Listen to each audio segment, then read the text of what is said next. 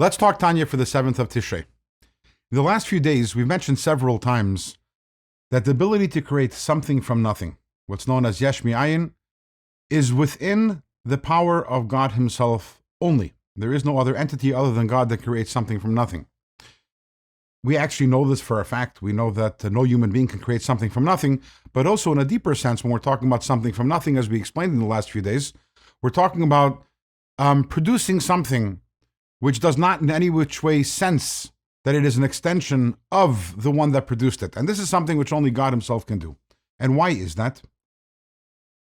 Because the only entity that exists that has no cause, actually has no cause, is God Himself. And we're talking here about God Himself, what is known as Atzilut, the very essence of God, which is causeless. He exists by virtue of His own existence.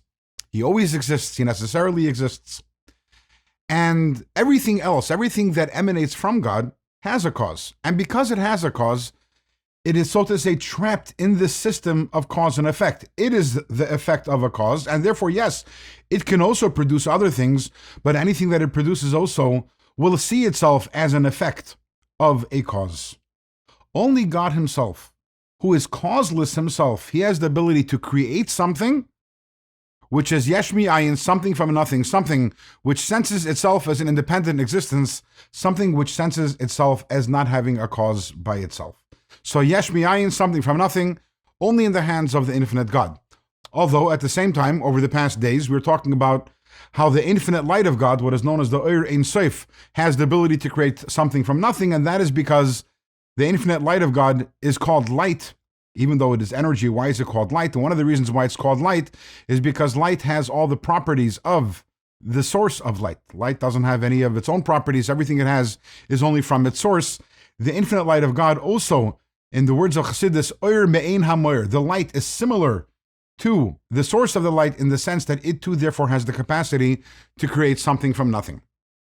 Now, the infinite light of God, because again, it has this power which it has as a extension of the essence of God, has the ability to create something from nothing. But if it were to create something from nothing, whatever it would create would be infinite, because the infinite light of God is itself infinite.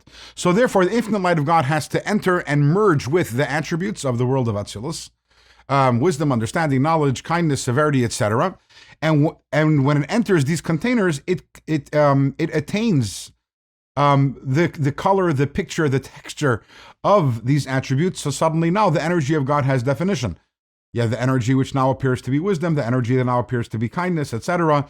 And now with these tools, the infinite light of God, as it merges and enters and unites with the vessels of the world of Atzilut, with this we can create something from nothing, but not only something from nothing, but also defined and limited something from nothing, that which we have.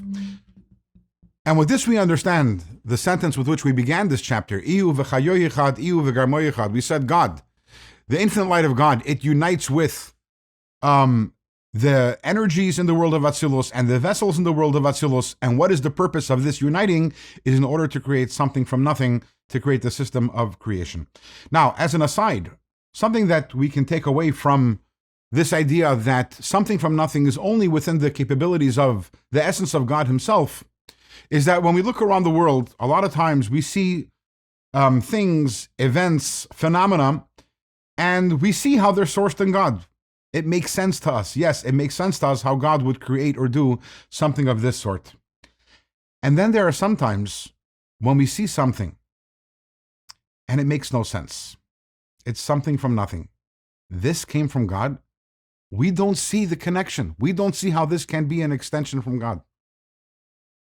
And when we see something of that sort, something which is difficult to understand, something which is difficult to digest, we have to realize this is yesh mi'ayin. This is something from nothing, which means this doesn't come from any specific level of godliness.